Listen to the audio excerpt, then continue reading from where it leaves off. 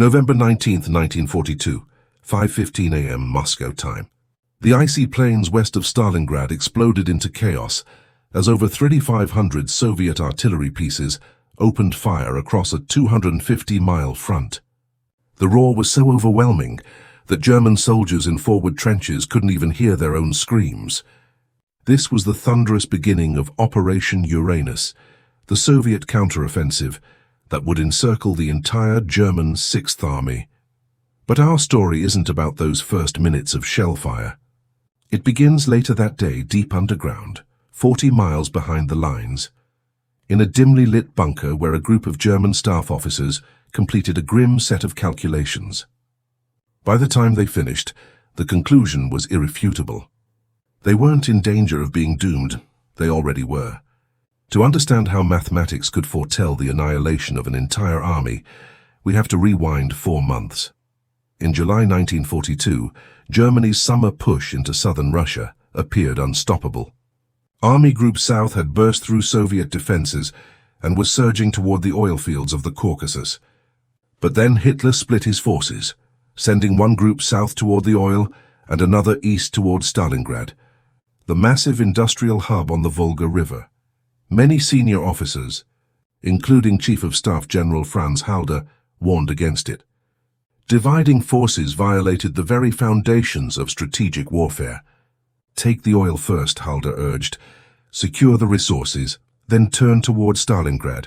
But Hitler was unmoved. He wanted both prizes at once. For questioning him, Halder was dismissed in September. By November, General Friedrich Paulus's Sixth Army was locked in a nightmarish struggle inside Stalingrad itself. The lightning-fast blitzkrieg of France had devolved into a slugfest of shattered bricks and bloodied snow. Soldiers fought for every building, sometimes every single room. Factories became fortresses, stairwells became trenches. The city had become a graveyard of men and machines. Despite the devastation, Paulus pressed on. By mid-November, the Germans controlled nearly 90% of the city. The Soviets clung desperately to a narrow strip of land along the Volga. Victory seemed inevitable, perhaps just days away. Once Stalingrad fell, the Sixth Army could rest, resupply, and prepare for spring. That's what everyone at the front believed. But at dawn on November 19th, German intelligence began reporting massive Soviet concentrations north and south of the city. Troops, tanks and artillery assembling in alarming numbers, yet German analysts concluded these were defensive measures or preparations for local counterblows. The idea that the Red Army could mount a large-scale offensive seemed absurd. After all, they'd been retreating and bleeding for over a year. What the Germans didn't know was that Stalin had been quietly building for this moment. Soviet High Command had been pooling reserves for months, pulling men from quiet sectors, rebuilding shattered divisions, and stockpiling ammunition and fuel. Since September, they'd been refining the plan for Operation Uranus, waiting until the German spearhead was overstretched, and the snows would choke its mobility. That moment arrived on November 19th. The Soviet hammer struck first at the northern and southern flanks of Stalingrad, where Germany's weaker allies held the line. The Romanian armies stationed there were poorly equipped, undertrained, and thinly spread across vast frontages with almost no effective anti-tank weapons. Within hours, their positions collapsed. Soviet tank corps surged through the gaps, rolling westward before turning inward to seal the trap. Their goal, to encircle Stalingrad and cut off every German unit inside. At Sixth Army headquarters, Paulus received initial reports around 8 a.m. Romanian units under heavy assault, some lines breached. It sounded serious but not unprecedented. Orders went out to reposition reserves and contain the situation. For the moment it seemed manageable. By noon the picture had worsened dramatically. The Romanian front wasn't just cracking, it was gone. Soviet armored columns were advancing almost unchecked. Still, Paulus believed it was a local push, an attempt to relieve the battered Soviet forces inside Stalingrad. His orders remained tactical: shuffle divisions, reinforce sectors, plug gaps. At Army Group B headquarters, General Maximilian von Weichs began to see the broader pattern. Reports painted a terrifying mosaic. Converging Soviet movements, massive breakthroughs on both flanks. This wasn't a counterattack. It was a noose tightening. Von Weichs immediately drafted orders for Paulus to withdraw westward before the encirclement closed. But Hitler's headquarters overruled it. His command was unyielding. No retreat. German troops were to stand fast and hold every position. Encirclements, he believed, could be broken from the outside while inner forces held firm. It had worked before, in smaller Soviet traps. Hitler assumed it would work again. What no one grasped yet was the sheer scale of the Soviet operation. This wasn't a desperate counterstrike. It was a meticulously orchestrated offensive involving over 1 million Red Army soldiers, 13,000 artillery pieces, 900 tanks, and more than 1,000 aircraft, all synchronized in deadly precision.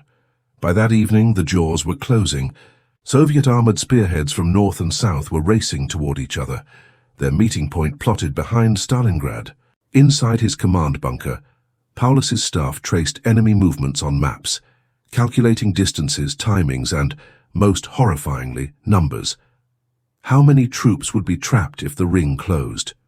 The answer grew worse with every update. Not 50,000, not 100,000.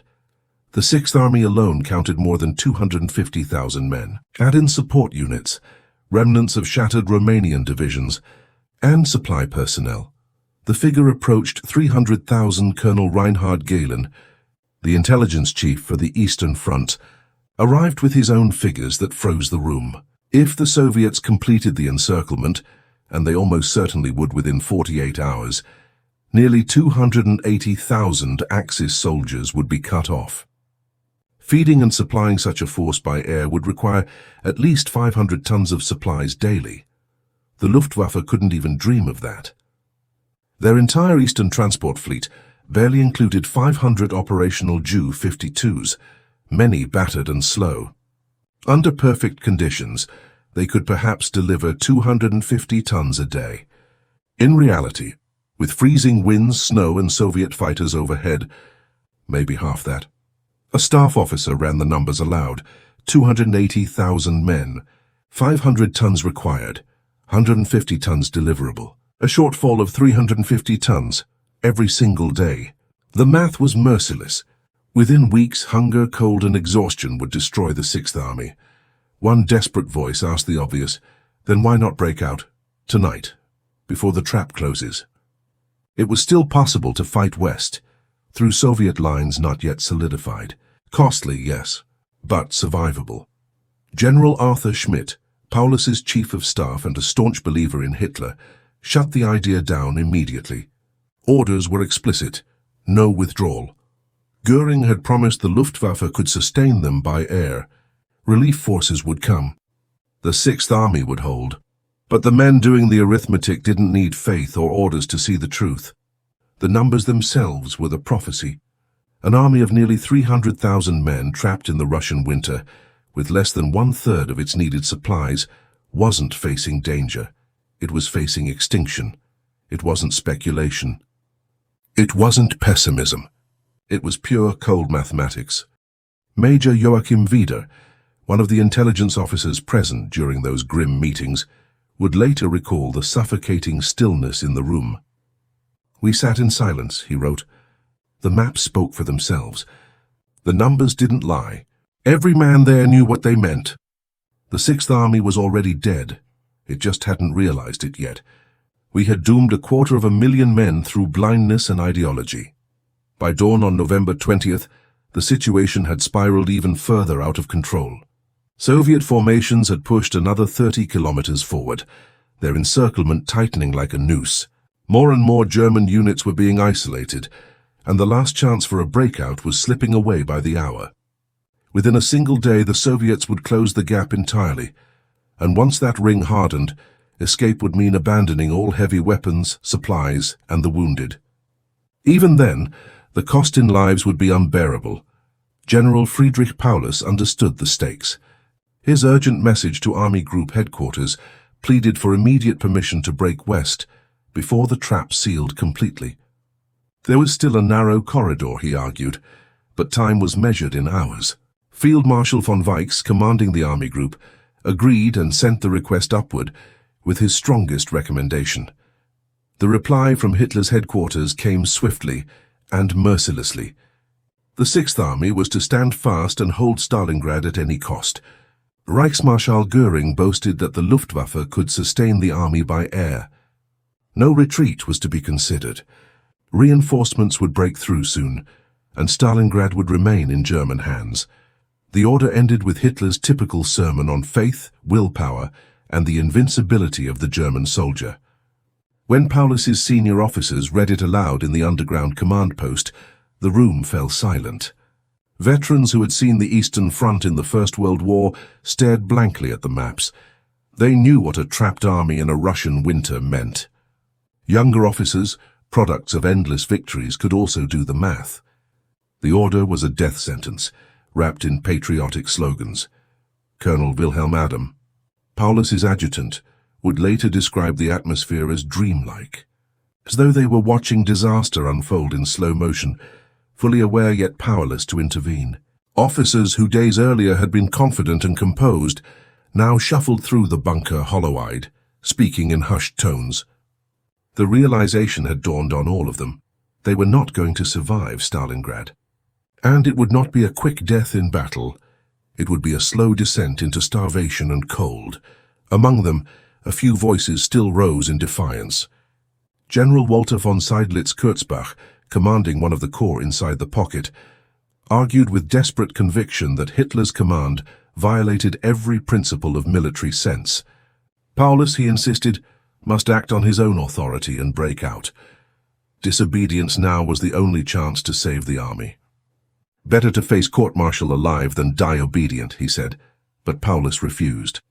Bound by the rigid discipline of the old Prussian officer corps, the idea of disobeying the Führer was inconceivable. To him, duty to command outweighed all else, even survival. Historians still debate whether that was loyalty or cowardice, a tragic devotion to obedience at the expense of nearly 300,000 men. 2 days later, on November 22nd, the Soviet pincers met at Kalach, 60 kilometers west of Stalingrad. The encirclement was complete. Within the pocket lay 284,000 German and Axis soldiers, surrounded, isolated, and doomed. The area spanned barely 50 kilometers across, a coffin filled with tanks, guns, vehicles, and dwindling food stocks that would last only weeks. The numbers were merciless. Staff officers calculated that the army needed 500 tons of supplies per day, food, fuel, and ammunition, just to survive. The Luftwaffe, at absolute best, could manage 300 flights per day. Each aircraft carried about 1.5 tons. The theoretical maximum was 450 tons. In reality, under Soviet fire, brutal weather, and chaos, deliveries averaged 150 to 200 tons, less than half of what was required. The math condemned them again. Even on the most generous day, they'd receive only 40% of what was needed. Most days closer to 30%. Rations would be cut immediately. Ammunition would run low. Vehicles would grind to a halt for lack of fuel. The Sixth Army was already starving on paper. On November 24th, Major Zitzewitz, an Army liaison officer, flew into the pocket to assess conditions firsthand. What he witnessed horrified him. Soldiers were already down to half rations, fuel nearly gone, and morale collapsing. Hospitals were out of medicine, and wounded men lay freezing in unheated shelters. His official report afterward condemned Göring's airlift promises as criminally delusional. Zitzewitz's findings were sent to Hitler's headquarters. The answer was as expected: no withdrawal. The same empty assurances repeated. The airlift would hold, reinforcements were coming, and German soldiers would never retreat. It was bureaucracy turned fatal, orders written in denial while men starved in the snow. Inside the frozen trap, commanders began making their own grim forecasts. Optimists hoped they might last 2 months. Pessimists said 6 weeks. The most realistic estimates pointed to late January before total collapse. Word of these assessments trickled down the ranks. Soldiers began to realize the truth. They had been sacrificed. The propaganda about fighting to the last man was no slogan. It was their future. Some officers could not accept it. Seydlitz, defiant as ever, ordered his corps to begin edging toward the perimeter on November 25th, preparing for breakout, orders or not. Paulus immediately countermanded the move and threatened him with court-martial. The chain of command still held, but only barely. Meanwhile, plans for a relief operation, Operation Winter Storm, were drafted. Hitler placed Field Marshal Erich von Manstein, his most brilliant commander, in charge. Manstein quickly recognized the same grim arithmetic everyone else had. The Sixth Army could not be saved unless it moved. A static rescue was impossible. His only hope was to strike east with his armored forces, while Paulus broke west, the two meeting halfway. Together they might save the army, but that would mean abandoning Stalingrad. To Hitler that was unthinkable. The city carried Stalin's name. Its fall had been trumpeted as a triumph. Abandoning it would be humiliation. Hitler decreed that the Sixth Army would remain in place and hold the city after being relieved. The chasm between his expectations and physical reality was absolute. Generals, staff officers, even junior lieutenants could all see it, yet no one could act. By early December, the pocket's slow death was well underway. Daily rations had fallen to barely 300 calories. Horses were butchered for meat. Wounded soldiers froze to death for lack of medicine and fuel. Frostbite spread faster than ammunition. The army that had once crushed Europe was now rotting away, one starving man at a time, in the ruins of a city that no longer mattered, except to Hitler's pride.